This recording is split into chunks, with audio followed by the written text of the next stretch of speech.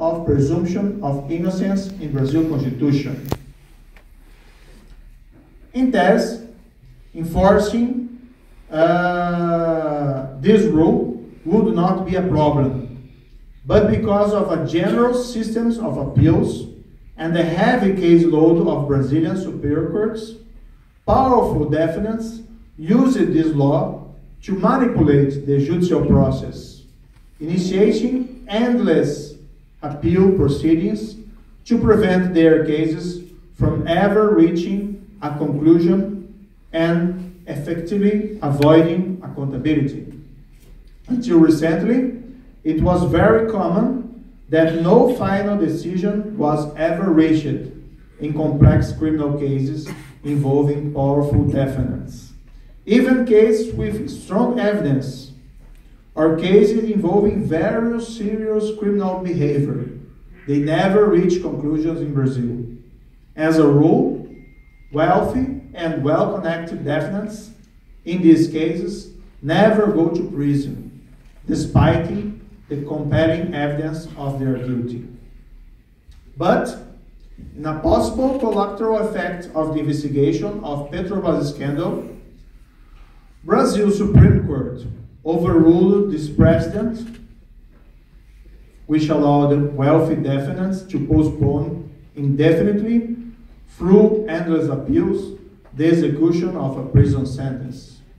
In 2016, the Supreme Court ruled that the enforcement of a criminal conviction is permitted immediately after a sentence is affirmed by a court of appeal. So it's no longer necessary to wait several years for a final decision at the highest level of appeal. This new rule represents a kind of judicial revolution in the enforcement of criminal law in complex cases in Brazil.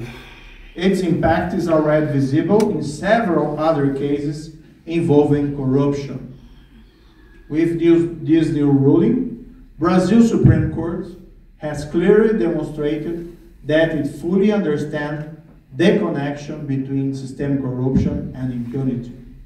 Some critics argue that this violates presumption of innocence, but they should remember, for example, that here in the United States, in the procedure of the federal courts, after the first conviction, the rule is that you start to enforce the criminal conviction.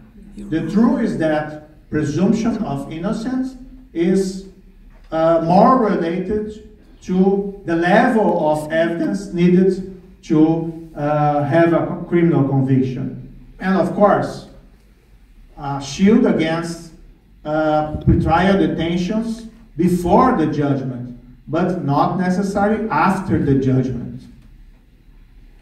There have been some analysis that the Supreme Court could change again, but I could be wrong. But I think that it's highly improbable. All of these factors have contributed to progress in enforcing the rule of law in Brazil. Let me answer some critics. Some critics have complained that the Lava Jato operation is not impartial and has been used to play politics. But this is not true. Of course, crimes involving bribes paid to politicians will inevitably have political consequences, but they arise outside the court and beyond the judge's control. Some also say that it was used to undermine left politicians and that politicians from the right are not being targeted. The truth is that corruption does not have political preferences. A dishonest politician is just a dishonest politician. However, in my court, the focus are the bribes paid in Petrobras contracts. If an investigation revealed that the state-owned company was used by political parties of the ruling coalition for their special interest, you will find in the investigation evidence against politicians from the ruling coalition, and you will probably not find evidence that they used it to finance opposition parties. Sorry for the example, but it would be like expecting to find evidence against Democrats in a corruption scheme ruled by Republicans, or vice versa. Anyway, actually, there are investigations spread in Brazilian courts of justice against politicians from the right, from the left, and from the center. Even in Lava Jato, there are some politicians from the right convicted, like the former Speaker of the House, and who was considered the first enemy by the Workers' Party. Some critics say that judiciary has not respected due process in this case. However, I already said something about this before, but however, every aspect of the judicial process has been conducted in open court with respect for the rights of the defendants and has been based on extensive evidence obtained, processed, and publicized in accordance with the law and the Brazilian Constitution. Lava Jato is not a witch hunt. Investigators simply follow the leads from case to case, uncovering a widespread problem that mandates numerous convictions and detentions. Nobody is being charged or convicted based on political opinion, but based on criminal behavior, especially bribery and money laundering.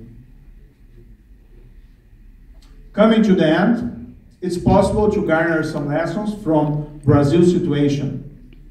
Decades of weak law enforcement against crimes committed by high politicians and powerful businessmen have generated a breeding ground for bribery, kickbacks, and corruption. Weak law enforcement may not be the first cause of this virulent corruption, but it certainly does not help to constrain it.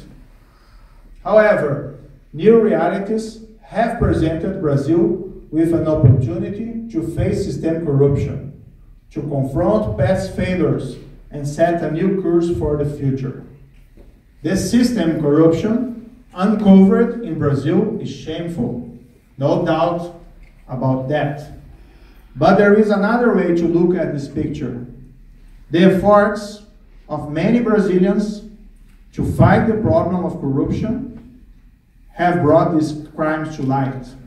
The police, the prosecutors, and the judiciary are now dealing seriously with them. There is no shame in the enforcement of the law. Former President Theodore Roosevelt, in a speech before U.S. Congress in 1903, said this, now I'm quoting, "The exposure and punishment of public corruption is an honor to a nation, not a disgrace. The shame lies in toleration, not in correction. No city or state, still less the nation, can be injured by the enforcement of law." Ending the quote. So Lava Jato provides a measurement of the extent of Brazil corruption, but also a measurement of Brazilians' dedication to anti-corruption efforts. Lava Jato operation is still ongoing, but is already without precedent. In Brazil, we have a lot of corruption scandals in its history, but never before so many people are being considered accountable in the courts of justice. Much more must be done in the fight against corruption. It's important to highlight that systemic corruption is not and cannot be a problem only for the judicial branch. It's imperative that other public institutions like the executive and legislative branches of government adopt public policies aimed at preventing and combating corruption. To be true, I think the government is the principal actor responsible